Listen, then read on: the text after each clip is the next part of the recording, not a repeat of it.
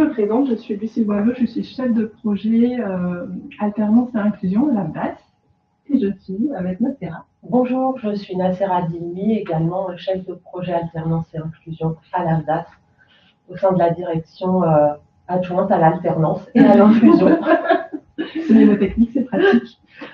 Donc ce webinaire, ce nouvel ABDAS écrit s'inscrit dans, vous l'avez peut-être suivi, un cycle de vidéos autour de l'alternance. On a déjà fait un premier webinaire qui présentait les différents dispositifs que vous pouvez toujours retrouver donc sur notre chaîne YouTube. On avait fait un webinaire sur les activités saisonnières pour les branches que ça peut concerner. On a fait aussi récemment un zoom sur l'alternance dans certains de nos secteurs. Car, donc vous le savez certainement, l'ABDAS est un opérateur de compétences. Notre rôle, c'est d'accompagner la montée en compétences dans les entreprises de nos branches, sur que ce soit des enjeux économiques, écologiques, sociétaux. Et on touche un certain nombre de branches qui ont des enjeux divers, mais qui ont quand même toujours un lien avec la culture, les industries créatives, même le tourisme, le loisir, le divertissement, et on accompagne des publics spécifiques. Donc voilà pour l'ABDAS. Dans ce webinaire, on va vous présenter un peu le soutien que l'ABDAS peut vous apporter et l'accompagnement. Donc on va d'abord parler d'un accompagnement pour les structures d'accueil. Alors pour le coup, on l'a mis dans la présentation parce que c'est important, vous le savez, en tant qu'entreprise ou structure, association d'ailleurs, vous avez un conseiller emploi formation à votre disposition qui peut répondre à vos questions quand vous en avez. Mais ici, donc, Nassera vous présentera plutôt nos outils, notre plateforme Recruter Autrement et nos offres de services responsables et engagés. On vous présentera aussi l'accompagnement qu'on peut apporter à vos tuteurs et maîtres d'apprentissage sur les formations autour du tutorat, le rôle du tuteur, ainsi que des formations accessibles en ligne à tous et toutes, à tout moment, sur les compétences MATU pour accueillir des alternants en situation de handicap. Un petit rappel sur l'alternance, quels bénéfices et quels contrats. Alors à quoi ça sert l'alternance? Ça sert tout d'abord à sécuriser un parcours de formation. En effet, en prenant un alternant, en embauchant un alternant, vous allez contribuer au financement de sa formation. C'est ce qui aussi va vous permettre d'intégrer des profils diversifiés, entre autres des profils qui n'auraient pas forcément les moyens de financer leur formation.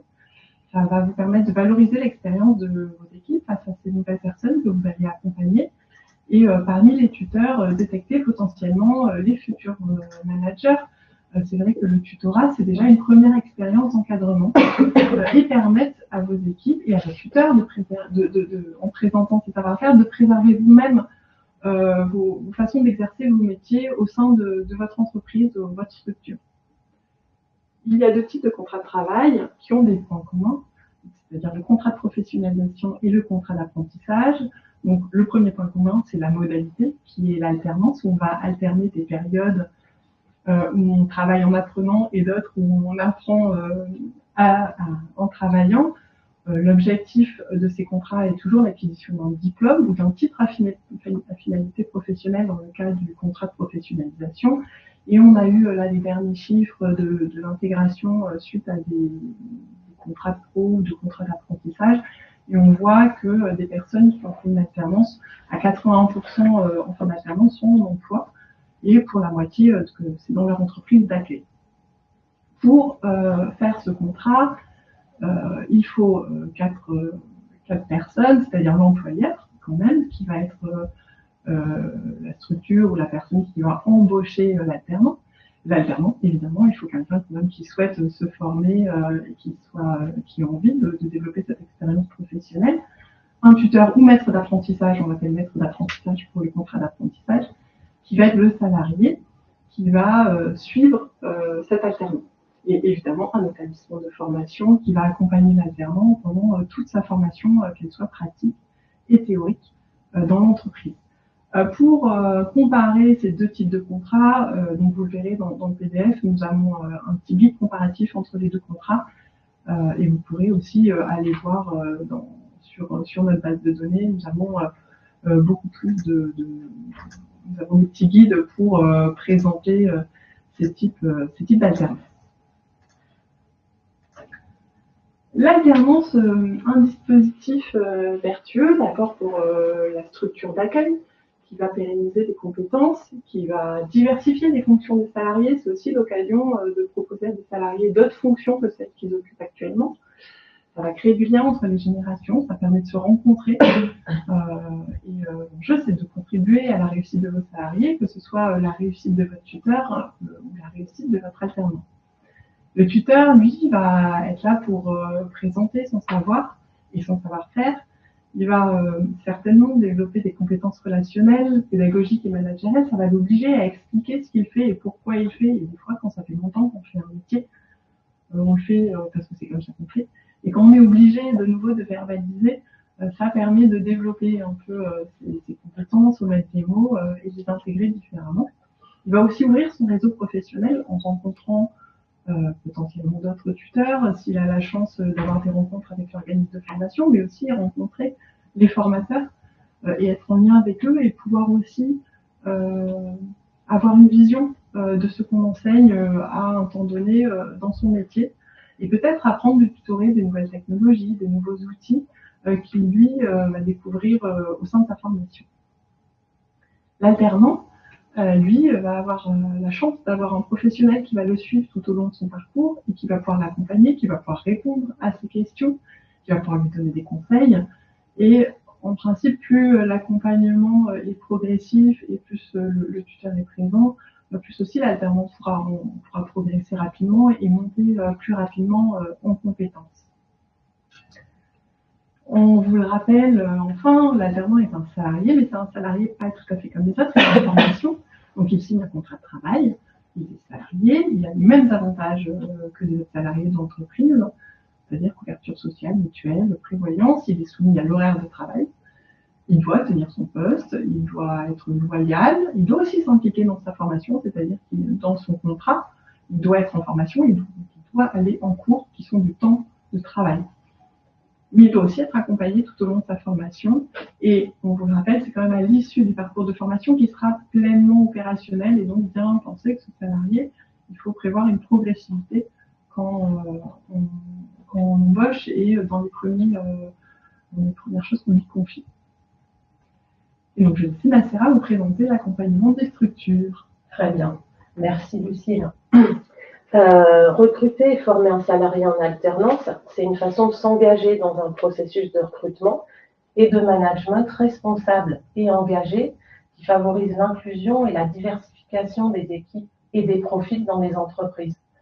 Et comme le disait Lucille tout à l'heure, l'alternance, c'est aussi un bon moyen de faire monter en compétence vos salariés sur la dimension managériale notamment, mais aussi sur l'étape fondamentale qui est la phase d'intégration d'une nouvelle recrue. Comment l'AFDAS peut vous accompagner sur ces sujets?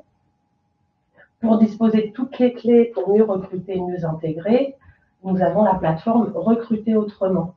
Cette plateforme, elle est accessible gratuitement à tous les adhérents AFDAS pour faire un état des lieux en moins de 10 minutes sur vos pratiques de recrutement, mais aussi sur votre processus d'intégration et de fidélisation des salariés. Alors, comment ça marche concrètement, cette plateforme? Tout d'abord, vous devez répondre à un questionnaire en 6 étapes pour mettre à plat vos pratiques de recrutement et d'intégration des collaborateurs. À l'issue de cet autodiagnostic, vous avez accès à une boîte à outils personnalisée en fonction des besoins et des axes d'amélioration que vous aurez exprimés.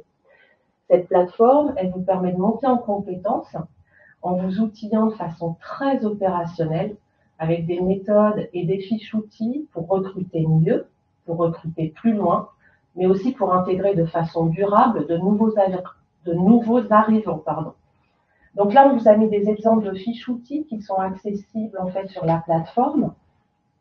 Et pour la thématique qui nous concerne plus précisément aujourd'hui, on va zoomer sur la fiche « Réussir sa politique d'intégration » qui est accessible sur la plateforme et qui permet, par exemple, d'identifier des critères à suivre et de planifier les jalons et les temporalités indispensables à une phase d'intégration réussie.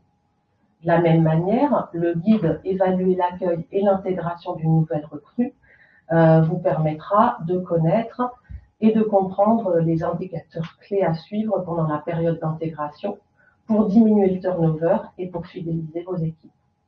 Donc, on vous a mis le bouton cliquable pour accéder directement à la plateforme et tester vos propres pratiques.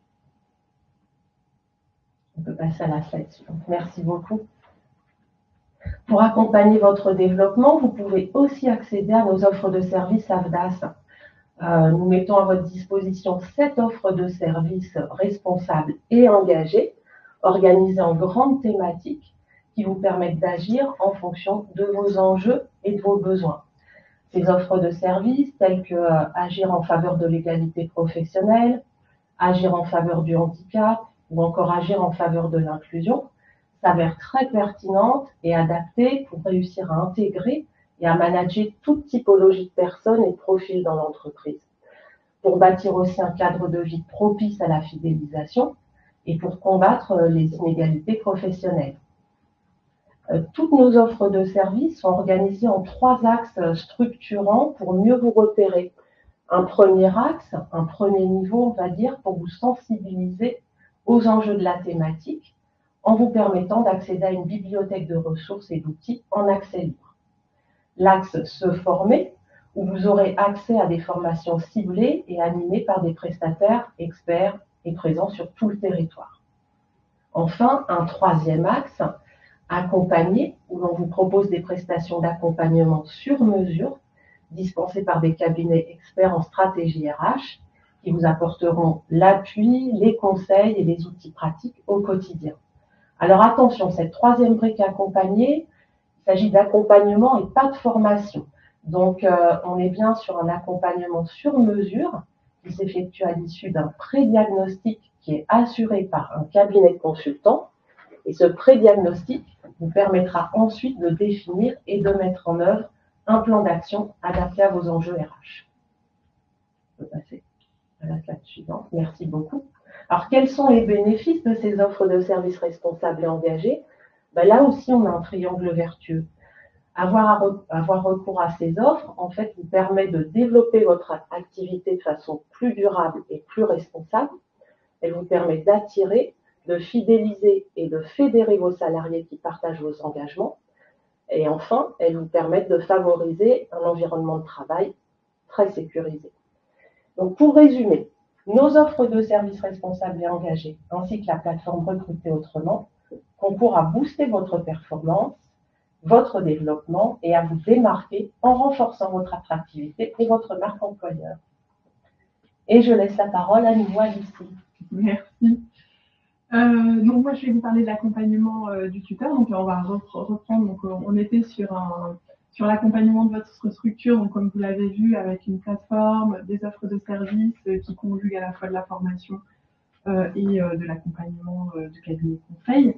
Donc pour l'accompagnement de vos tuteurs, ce qu'on peut vous proposer et pourquoi on va vous proposer d'abord, c'est je reprends, c'est pas de contrat en alternance quand tuteur maître d'apprentissage, c'est-à-dire que le tuteur, il est quand même en charge d'accueillir et d'intégrer une personne qui va devoir transférer ses propres compétences, qui va devoir accompagner la montée en compétences d'une personne qui découvre un métier, et va devoir aussi communiquer avec l'organisme de formation. Mais tout ça, c'est pas si évident. Peut-être que votre tuteur est forcément une personne formidable, mais il va peut-être aussi avoir besoin d'accompagnement et d'aide pour vraiment mener à bien tout son rôle. Qui peut devenir maître tuteur ou maître d'apprentissage? On vous conseille qu'il soit plutôt volontaire et motivé, mais on vous conseille ça pour tous vos employés. Qu'il soit pédagogue et disponible. Alors disponible, c'est vraiment très important au préalable. Pédagogue, l'enjeu aussi, et c'est ce qu'on va vous montrer, c'est qu'on puisse l'accompagner pour devenir pédagogue. Qu'il soit expert du métier, ça nous paraît pas mal. Et salarié de l'entreprise, ce n'est pas une obligation, puisque aussi le maître d'apprentissage peut être, ou tuteur d'ailleurs, peut être l'employeur, qui n'est pas forcément salarié, comme vous le savez. Ça peut être un gérant ou un président bénévole d'une association, par exemple, qui a le pouvoir d'embauche. Ça peut être aussi, dans là où il y a un gérant, un conjoint collaborateur de l'employeur. Les prérequis. Donc du tuteur, c'est-à-dire donc je parle là dans le cadre du contrat de professionnalisation. Il doit justifier d'une qualification professionnelle d'au moins 2 ans dans la qualification visée par le contrat. Donc il doit être non seulement expert métier, mais aussi avoir une qualification professionnelle. Pour le maître d'apprentissage, il doit soit détenir un diplôme ou un titre équivalent, relevant de ce même domaine et avoir au moins 1 an d'expérience. Ou alors avoir justifié d'au moins 2 ans d'activité professionnelle en rapport avec cette certification visée. On vous rappelle que quand on calcule les années d'expérience ou années d'activité professionnelle, on ne compte pas des années de stage ou des années d'alternance. Hein. On dit vraiment quelqu'un qui a exercé ce métier de parlementier depuis au moins 2 ans. D'autres règles à connaître. On nous pose souvent la question quel est le nombre maximum qu'on peut prendre en alternance. Alors, ce n'est pas comme un stage où il y a des quotas par nombre d'employés. Ici, le quota d'alternance se calcule plutôt au nombre de tuteurs disponibles. C'est-à-dire qu'un tuteur peut prendre 3 alternants, tout contrat confondu. Donc, c'est-à-dire que pour le maître d'apprentissage, il peut en prendre 2, voire 1 redoublant. Quand il est employeur, il ne peut encadrer que 2 alternants. Donc, par exemple, dans le cadre d'une association sportive, s'il n'y a que le président qui est employeur, qui a fonction d'employeur, l'association sans effectif, s'il y a des salariés, c'est différent, mais il ne pourra prendre que 2 alternants. Donc, en fonction du nombre de salariés que vous avez, vous avez une limite due au quota d'encadrement par les tuteurs. On vous rappelle qu'il est tout à fait possible de monter une équipe tutorale, c'est-à-dire qu'on partage la fonction tutorale entre plusieurs salariés. Ça peut être pertinent quand les différents tuteurs, les différents salariés peuvent couvrir les fonctions de l'alternant, mais dans tous les cas, il n'y aura qu'un tuteur, voire 2, sur le CERFA au moment de la signature du contrat. Dans le cadre des entreprises qui utilisent un groupement d'employeurs, c'est-à-dire que c'est le groupement d'employeurs qui signe le contrat. Dans ce cas-là, c'est bien le tuteur se passe bien au niveau de l'entreprise utilisatrice membre de ce groupement. Ce n'est pas un tuteur qui fait partie du groupement, mais bien le tuteur qui est au sein de l'entreprise qui va accueillir l'alternant. Donc le rôle du tuteur, on l'a vu, il va se préparer en amont à l'arrivée de l'alternant et il faut l'accompagner pour se préparer, qu'il connaisse son rôle, ses droits et surtout ses devoirs. Il va organiser l'arrivée de l'alternant auprès de ses collègues en prévenant de l'arrivée de la personne, en vérifiant que le matériel, voire le bureau est disponible pour le jour de son arrivée. Il va aussi se renseigner sur la formation préparée et donc les activités qu'il va devoir mettre en place avec cette personne. Il va l'accueillir le jour J. Lui présenter la structure, l'entreprise. On doit aussi accorder une attention particulière pendant la période d'essai, qui est une période qui est toujours une période un peu fragile, où c'est là où l'alternant découvre tout, il va découvrir et sa formation et l'entreprise. Donc on doit vraiment être présent auprès de lui et tout au long du parcours, transmettre et s'assurer de la progressivité, l'acquisition des compétences. Et à la demande de l'organisme de formation, il doit aussi évaluer l'activité de son alternant régulièrement, d'où l'importance d'être en lien avec l'organisme de formation pour être capable d'évaluer, voire certains organismes de formation proposent des grilles d'évaluation ou des types d'activités préconisées. Donc, vous l'avez compris, être tuteur, ça ne s'invente pas. Et c'est pour ça qu'on pense qu'il faut l'outiller, donc en lui proposant des parcours de formation tutorat. Donc la base, c'est sélectionner des parcours clés en main qui sont pris en charge 100% avec des modalités pédagogiques comme c'est le plus simple pour vous, en distanciel, présentiel, mixte, et sur tout le territoire. Donc ces parcours, il y a un parcours d'une journée, 2 journées, 3 journées, en fonction du degré de maturité de votre tuteur, de sa disponibilité. Vous êtes libre aussi d'aller chercher d'autres parcours de formation qui seront également pris en charge, qui sont hors plan de développement des compétences jusqu'à 15 € par heure dans la limite de 21 heures. Et si vous avez des parcours et des envies de parcours un peu plus longs ou avec des montants un peu plus élevés, ils seront pris en charge, mais sur votre propre plan de développement des compétences. Donc vraiment, on s'est organisé et on a sélectionné des parcours qui sont pris en charge sur des fonds qui ne sont pas des fonds propres de l'entreprise, justement pour pousser au maximum les entreprises à mettre en place des parcours de formation et que ça ne dégrève pas leur compte personnel, notre plan de développement des compétences. Donc, outiller ce maître d'apprentissage, pourquoi? Pour lui fournir des méthodes pédagogiques, d'organisation du travail, les organismes de formation qui forment les tuteurs fournissent aussi des fiches outils, pour faciliter tout ce qui peut être dans l'exercice des missions. Nous avons également développé avec les AGFIP une formation en ligne, donc Aldas AGFIP, autour de 2 modules généralistes pour s'informer autour du handicap au travail, comprendre le rôle d'accompagnateur du tuteur, du maître d'apprentissage, et également des modules donc, thématiques pour découvrir aussi les différents handicaps, adapter sa posture. C'est quelque chose peut-être on s'aperçoit au cours du contrat parfois qu'en interne on peut avoir des problématiques liées à un handicap. C'est pas toujours déclaré au départ, l'alternance ne sait pas non plus forcément. Ce parcours, on vous conseille aussi de le suivre, donc il est en libre accès pour tous nos adhérents. Tout le monde dans votre entreprise peut le suivre. Il a été vraiment conçu donc, vraiment autour de ce référentiel, à la fois référentiel de tutorat, un peu donc, de management, de transmission des compétences, et aussi sur l'accompagnement au handicap. Donc vous pouvez aussi en avoir besoin en cours d'alternance, parce qu'il y a des situations qui se découvrent parfois pendant le contrat. En synthèse, les conditions de réussite. Donc vous l'avez bien compris, il y a la question de se préparer, donc se préparer que ce soit au sein de l'entreprise avec recruter autrement par exemple, ou préparer et former votre alternance. Ça peut être aussi faire appel à nos offres de services. Donc en tout cas, il y a une notion de préparation au préalable qui est importante. Vous allez devoir vous préparer, vous allez devoir adapter votre management, ou votre tuteur va devoir adapter son management, car on parle bien d'une personne en train d'apprendre, qui n'est pas complètement opérationnelle et qui doit être donc accompagnée. De faire des feedbacks réguliers, c'est important pour identifier des freins, pour mettre des mots aussi sur des trains de tension, pour mettre en avant les réussites de l'alternance, c'est extrêmement important. Donc ça, par exemple, faire des feedbacks, ça fait partie des modules qu'il y a dans les formations pour les tuteurs, apprendre à faire un feedback.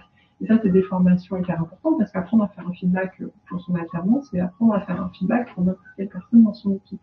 Donc on est vraiment sur développer des compétences transverses également. Et enfin, faire bien un lien avec le CFA, votre organisme de formation, pour vérifier les acquis, qu'ils soient théoriques, prévoyez dès le début des rendez-vous avec l'école pour un suivi, y compris peut-être pour débusquer des situations un peu difficiles ou des choses que votre alternant ne vous dira pas dans ce qui se passe à l'école, ou inversement. C'est important que vous parliez avec votre organisme de formation. Et aussi parce que des fois, il y a des situations difficiles et qu'on est aussi là pour prévenir la situation de rupture qui peut arriver. Et qui arrive, alors à la DAS, on a regardé, ça arrive, 19% des ruptures sont quand même dans la période de démarrage de l'alternance. Donc, on vous l'a dit, hein, c'est important de se focaliser bien sur la période d'essai. Parce que les ruptures, ça peut arriver. Donc, il y a plusieurs motifs de rupture, que ce soit en contrat de professionnalisation ou en apprentissage. Dans les 2 cas, vous avez la période d'essai pour le contrat de professionnalisation qui s'appelle la période probatoire en apprentissage. Alors, c'est un petit peu différent. La période d'essai, elle va durer la période donc, prévue dans le contrat, mais elle va comprendre à la fois du temps en organisme de formation et du temps d'entreprise, alors que la période de probatoire, c'est vraiment les 45 premiers jours en entreprise. Donc, ça ne se calcule pas tout à fait de la même façon. Il y a toujours la possibilité de faire une rupture de commun accord dans les 2 cas. En contrat de professionnalisation, on le rappelle, ça peut être quand c'est un CDD, donc l'alternant signe un contrat en CDI, il a le droit de rompre son CDD, même si c'est un contrat en CDD en professionnalisation, cas de faute grave, force majeure. Et donc, dans les cas où le contrat de professionnalisation est en CDI, on est sur les mêmes motifs de licenciement que pour un CDI de droit commun.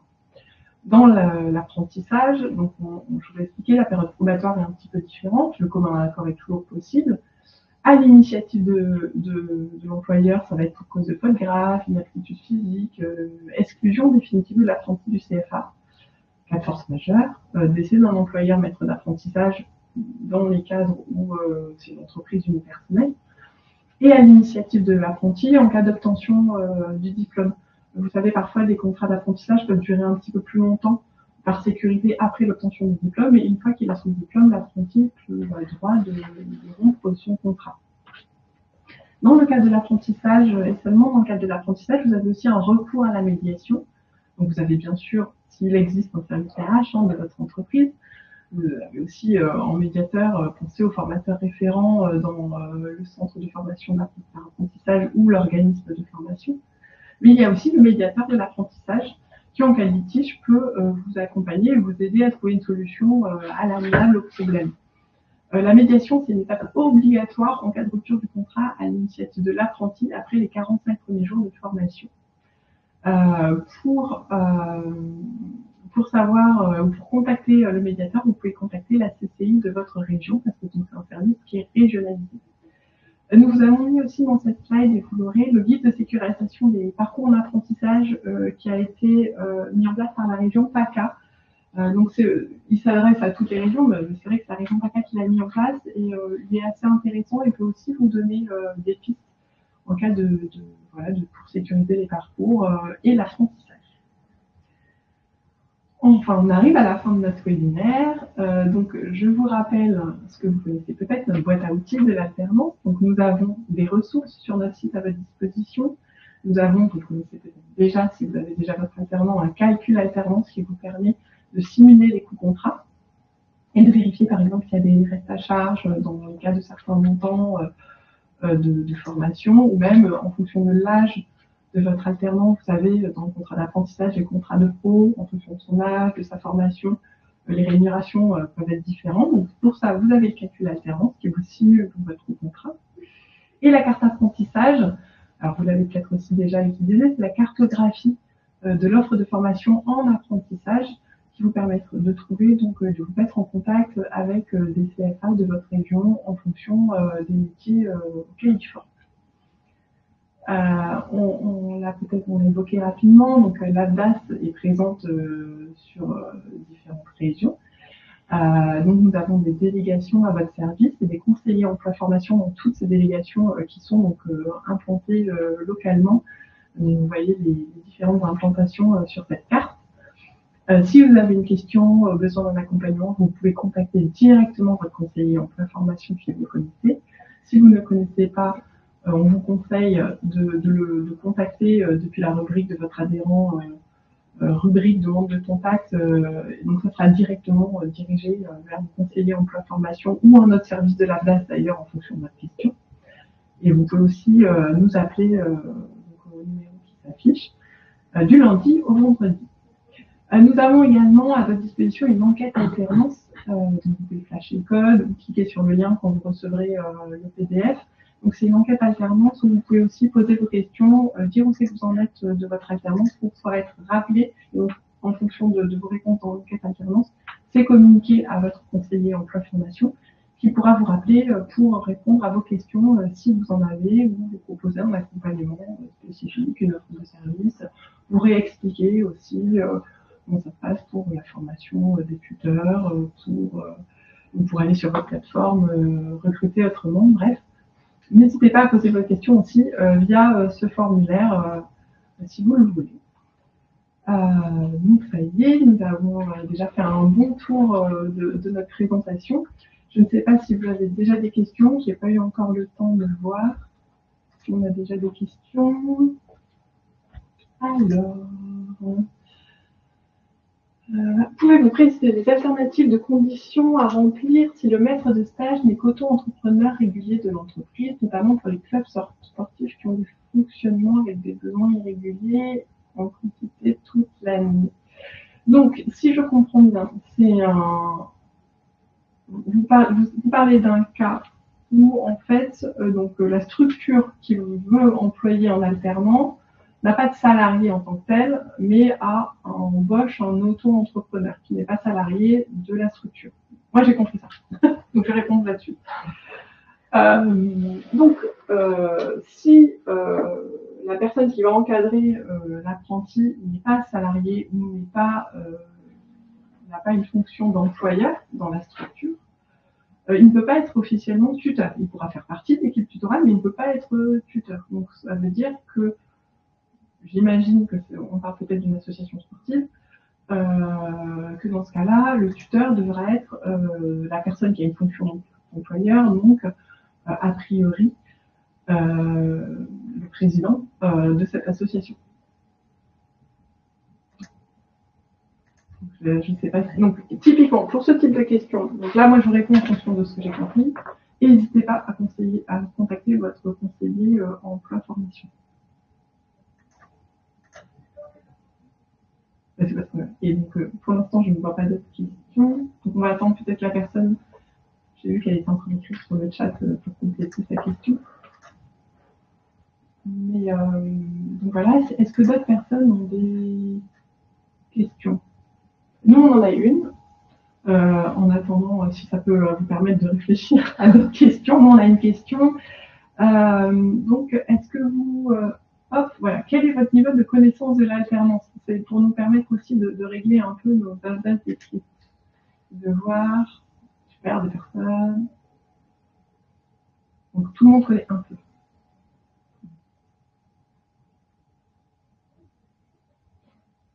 Ok, super. Donc, vous l'avez vu, hein, dans les besoins d'accompagnement, vous pouvez faire des autodiagnostics avec Recruter Autrement. D'ailleurs, je crois, Nastera, que dans la plateforme, on peut aussi proposer des types de formations. Oui. Là, je me suis concentrée sur les outils effectivement très opérationnels qui sont directement accessibles pour les entreprises, mais vous avez accès aussi en fonction de vos besoins et de vos enjeux à des offres de services et d'accompagnement ALDAS spécifiques. Voilà, donc via la plateforme. Tout à fait. Ça permet de les retrouver aussi d'une autre façon, oui. Et peut-être plus adapté du coup à l'autodiagnostic que vous aurez fait. Toujours pas de question, je crois. Du coup, on en a une deuxième. Avez-vous déjà expérimenté le recrutement en alternance? Si vous connaissez déjà bien. Ah non, pas tout le monde. Ouais, super. Ouais, donc ça veut dire que donc, potentiellement, là, vous êtes ici pour préparer l'arrivée de votre premier alternant. On sait aussi à la base, vous savez peut-être d'ailleurs, que à peu près un quart de nos entreprises sont primo-employeuses quand elles prennent un alternant. L'alternant peut être aussi une solution pour embaucher votre premier salarié, que vous soyez gérant ou également association, structure associative. À la base, c'est souvent des structures sportives, mais ça peut être aussi de tout type de structure primo-employeuses.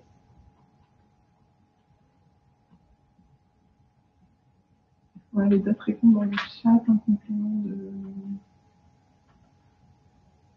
On regarde partout s'il n'y a pas d'autres questions.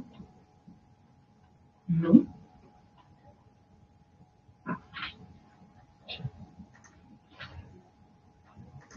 Alors, essayez, si vous pouvez, de répondre, de poser vos questions dans l'onglet questions. Comment pallier la difficulté d'être actif? Alors, est-ce que vous avez des difficultés, du coup, pour trouver des candidats ou trouver des organismes de formation? Sur une question comme ça, typiquement, justement, je pense que dans... Alors, si on est sur effectivement la problématique du recrutement, de l'attractivité, la marque employeur, encore une fois, nous vous invitons à aller consulter la plateforme Recruter Autrement, dont la vocation principale est effectivement d'acquérir des méthodes, des outils, des pratiques innovantes permettant d'aller chercher des publics et de se rendre plus attractif auprès des personnes, auprès de viviers qu'on a du mal à aller chercher à recruter.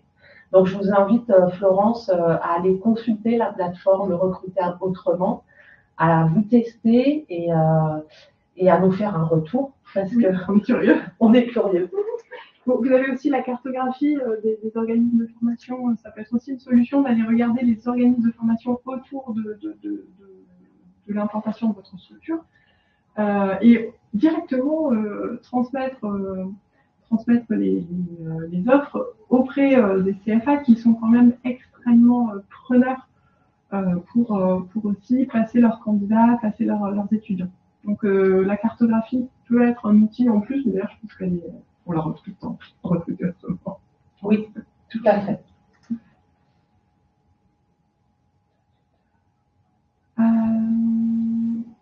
Oui, alors vous avez la possibilité de nommer lors de la signature du CERFA de 2 tuteurs. Donc il peut avoir officiellement 2 tuteurs, tout à fait, c'est possible, et vous pouvez même les lister au moment de la signature du contrat. Et d'ailleurs, merci Sophie de prévoir que quand le premier tuteur ou la tutrice principale n'est pas là, de prévoir un deuxième tuteur en alternant, et particulièrement en contrat d'apprentissage, il n'est pas spécialement censé être seul sur ses missions.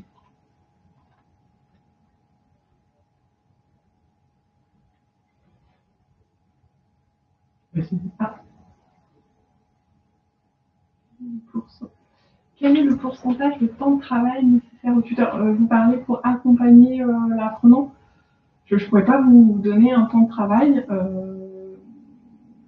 Sachez d'ailleurs, c'est vrai que je ne l'ai pas dit, je crois, que si vous avez une aide à la fonction tutorale, c'est-à-dire que sur les 10 premiers mois, vous pouvez recevoir une aide de la place. Donc il faut déposer la demande au moment du dépôt du contrat pour avoir, je crois que c'est 100 € par mois, donc ça dépend de la durée du contrat.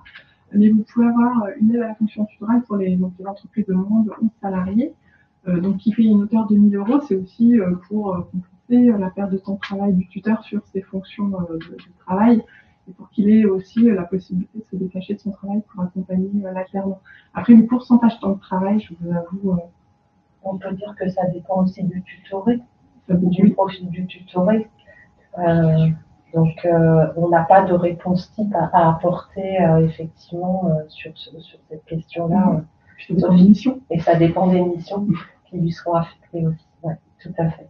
Et de sa capacité à monter en compétences, en la progression, tout ça. Donc, ça dépend. Non, mais d'où l'intérêt de préparer l'arrivée et d'avoir des petits fiches aussi.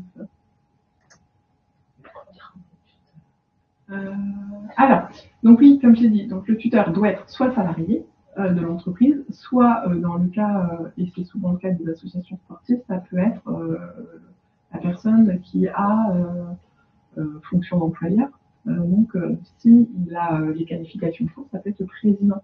Et donc, la personne qui accompagnait le tuteur, donc qui était en auto-entrepreneur, j'imagine peut-être un entraîneur ou quelque chose comme ça, lui, il pourra faire partie de l'équipe tutorale de façon non officielle, mais c'est sûr qu'il ne pourra pas être listé dans les tuteurs au moment de la signature du CERFA. Mais ça ne veut pas dire qu'il ne peut pas accompagner notre apprenti.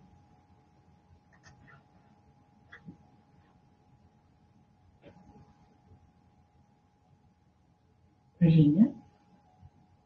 Bien, merci à tous et toutes pour votre présence. Donc, vous allez recevoir ce replay dans le temps qu'il soit calculé de façon automatique dans la journée, dans l'heure même, je pense. Vous le retrouverez aussi sur notre site YouTube avec d'autres replays sur l'alternance qui pourront peut-être répondre à d'autres questions que vous avez sur les types de contrats ou la saisonnalité, etc. Et puis, très bonne fin de journée. Et on vous retrouve bientôt. Merci à toutes et à tous et bonne fin de journée. À bientôt.